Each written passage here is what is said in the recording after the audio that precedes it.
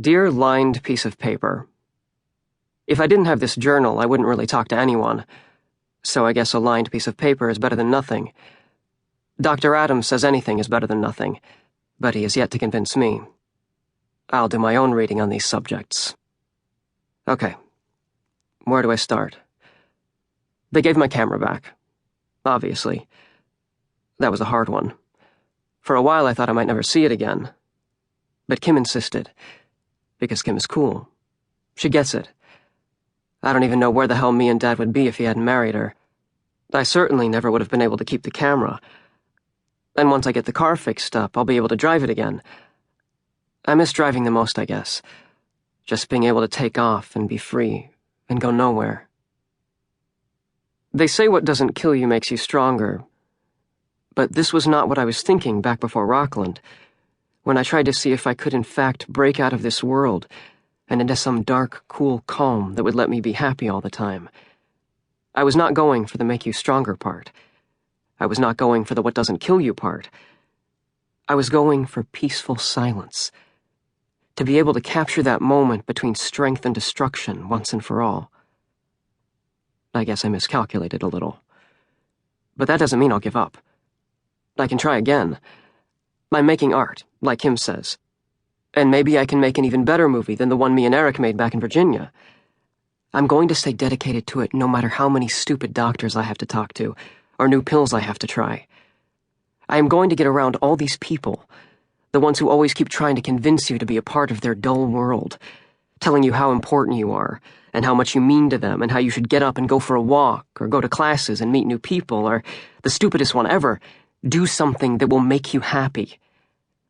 And the constant suggestion that I should try to focus, like I can't focus. I pay more attention than anyone I know, twice the amount of attention, especially if I have my camera with me. Then I'm thinking about how everything is going to look, and when I watch it later, I don't miss a thing. I think that's the mistake people make, thinking that I'm missing something.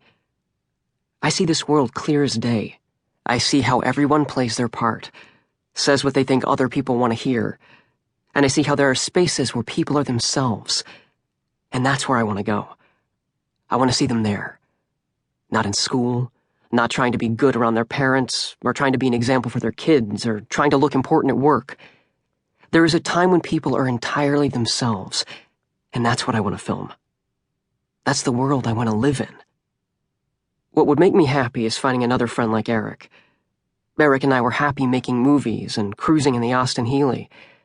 Becoming immortal, he called it sometimes when we were driving fast, shooting the passing countryside. Becoming stars. But like stars in the universe. Remote and bright and cold and shining. Real stars.